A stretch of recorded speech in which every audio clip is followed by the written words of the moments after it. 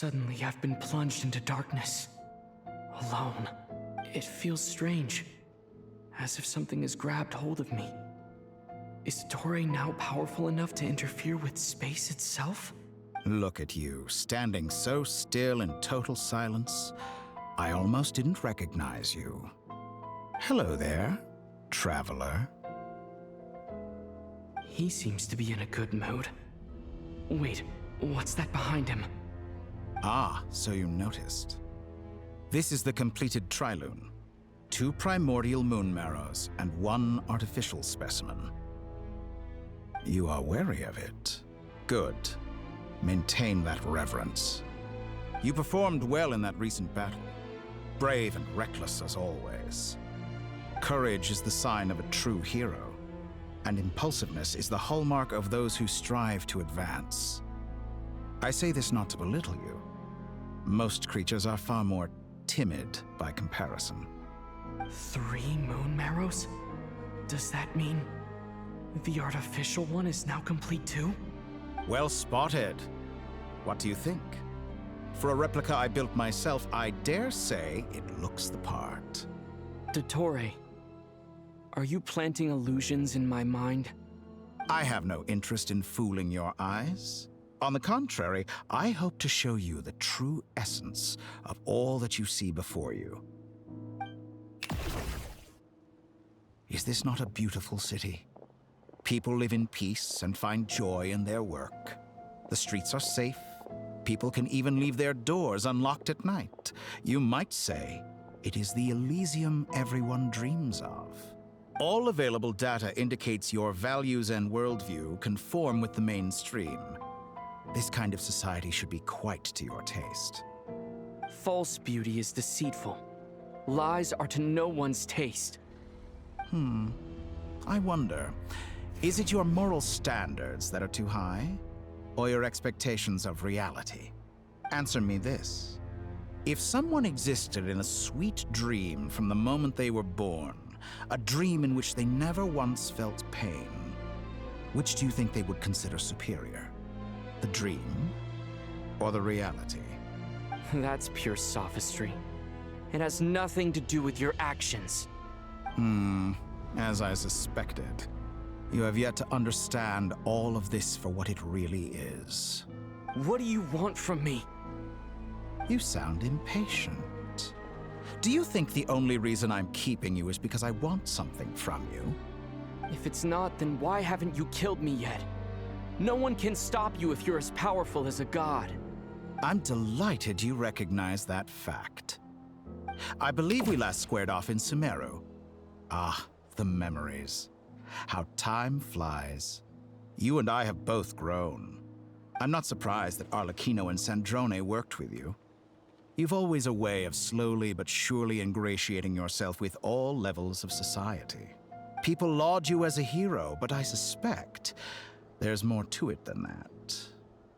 Oh, but to be clear, I don't say that to flatter you. Do you always give your opponent an appraisal before you deal the final blow? Call it a long-time habit.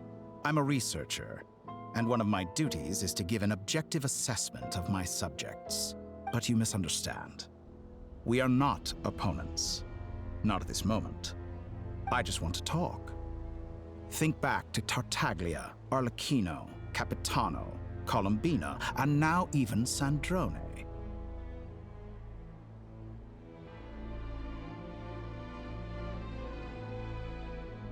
You've worked with each of them in the past. I believe you can work with me as well. What makes you so sure? Well, why not? Should the good associate only with the good and the bad befriend only the bad? I like to think we could have a more mature relationship than that.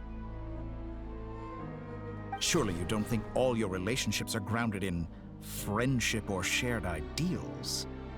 People come together because it benefits them to do so. If you think of the people you admire, you must surely admit that they have provided some benefit to you. Morality, ambition, dreams. People have plenty of words to embellish the nature of their relationships. But once you break free from those ethical frameworks, you will see that the only thing connecting the two of you is mutual benefit. And that is what I'd like to talk to you about. We're finally getting into it. He's probably been planning to kidnap me for a long time now. But for what exactly? He has the authority of all three moons. I won't be able to gain the upper hand in a fight. Best if I pretend that I'm willing to negotiate for now. You say you're a god, but you also speak of mutual benefit. What could a god want that the three moons cannot provide? Excellent question. But before I answer, I would ask you the same thing. Gaining Columbina's allegiance was a rare and extraordinary feat. But the Moon Marrows are now in my hands, and I have the edge over her. For this artificial moon is not being rejected by Teyvat. Her identity and lineage may have been a thing of glory in the old world, but they were also shackles that prevented her from ever integrating into Teyvat. I, on the other hand, you may view me as a thief, but I have overcome that limitation. So what is it that the three moons cannot grant you? What stops you from negotiating with me to get what you want? I don't make deals with lying psychopaths. That's quite an accusation. Are you expecting me to get angry with you? Well, this is one aspect in which my personal growth has served me well. In the past, my less mature self might have been disappointed, perhaps even angry, over a small setback like this. Like when you and Lesser Lord Kusanali joined forces to oppose me, for example. But things are different now. Just as the rich do not quibble with the poor, I no longer find myself perturbed by these trivial affairs. Human relationships end with conflicts of emotions and interests. But relations between humans and gods are different. And ours is even more unique. I have ascended to the highest heights and laid claim to unprecedented horizons. And you were no ordinary person to begin with.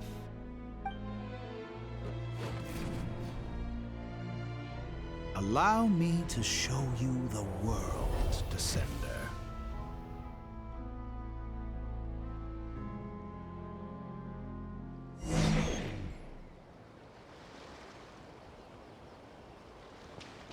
To stand, walk, jump, sit, and lie down.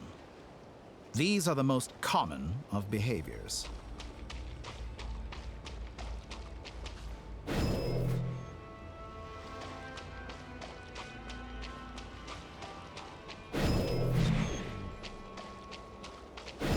Have you ever wondered why we were born following such laws?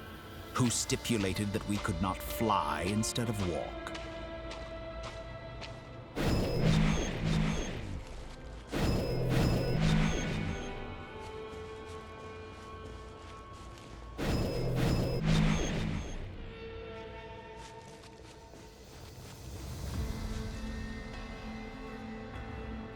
Someone of your talent and experience must surely know of the four great rulers who serve the heavenly principles. They govern life, death, time, and space. One wounded by a blade will die from blood loss or infection, and one who falls into a lake will drown in agony. The elderly wallow in solitude, and the solitary age faster. Eventually, new life is born, only to embark on the same path of suffering. These four divisions anchor the world and shackle those who live in it. But they themselves transcend its boundaries, squandering the power bestowed by the heavens. All who live yearn for equality, but unless the gods prostrate themselves and profess that they are mere servants of the living, equality can never exist. Who makes the rules we must live by? Who has the right to restrict us? The limits of the body can be rejected.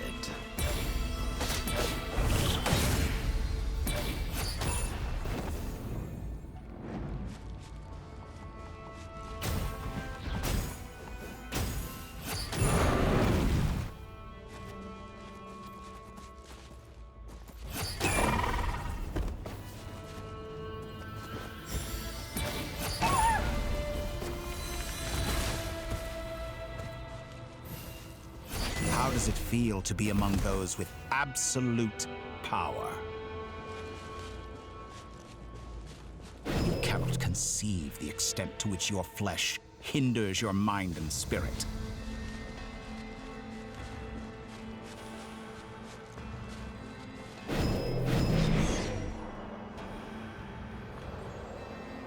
Only by discarding our useless, primitive eyes can we perceive a new world. How narrow-minded we all were in the past. Why should the final answer of the world not be the power that predates those of life, death, time, and space? The power of the Trilune. Through it, I have glimpsed new experimental possibilities. Nature suppressed, authority exiled, souls controlled.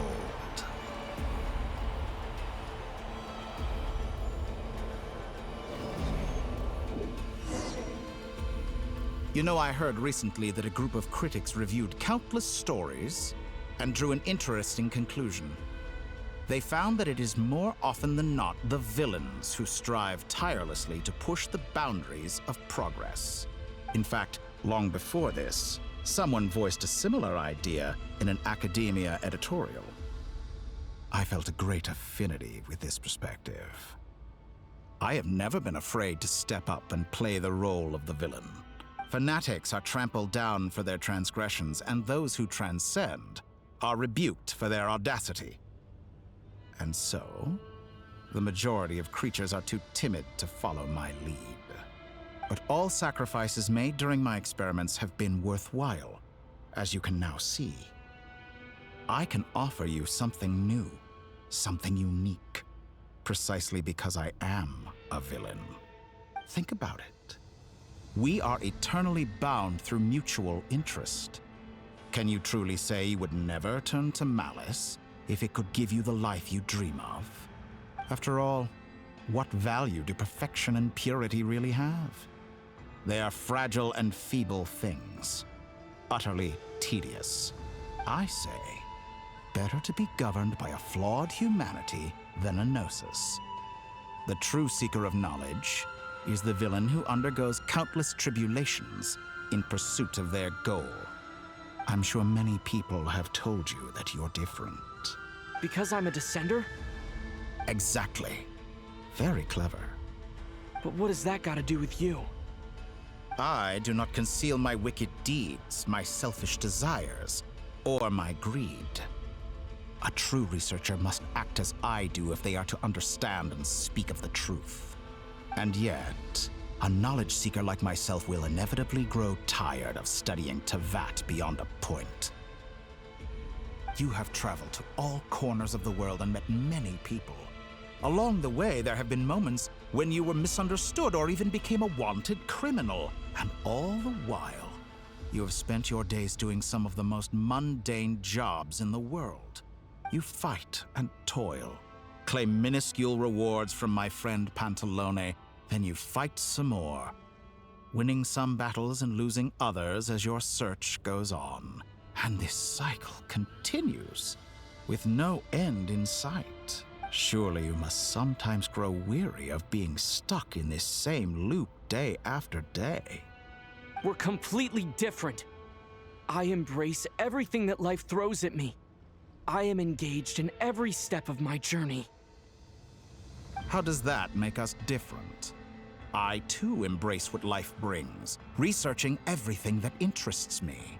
Think of all the novel things I've managed to create, like the artificial moon marrow.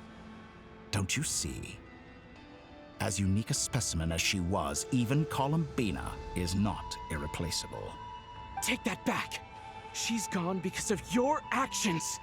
I didn't say that to anger you. Though admittedly, I don't see what there is to be angry about. Anything Columbina could do for you, I can do better. I know what your ultimate goal is. You wish to walk the path your sister walked, and seek answers from her at the end of that journey, don't you? Someone like you could never understand what it feels like to care about another person the way I care about her. Perhaps not. But that doesn't mean I can't help.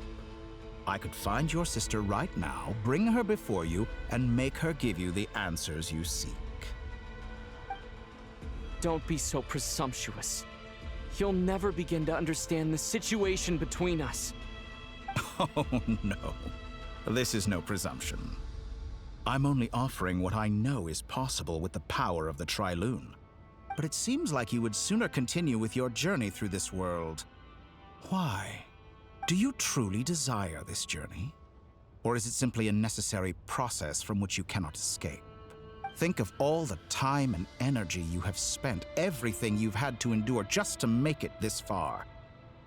Is this really what you want? Or has your hand been forced by the promise of that final answer? Yes, you have made many friends. But do they ever spare a thought for the void in your heart and what it yearns for?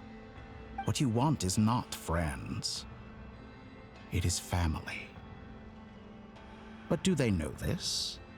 I, on the other hand, am far more considerate. Join my experiment, and in return, I will bring your meaningless journey and all its struggles to an end. This is a malicious attempt to manipulate me. But at the same time, he's stating some very human truths. Of course he's right about my predicament. How can I deny it? I have faced ungrateful strangers, never-ending troubles, an endless quest for answers. I want to see her. After everything I've been through, words can't describe how much I miss her. How much I want to be reunited with her. Wherever you are right now. Do you miss me too?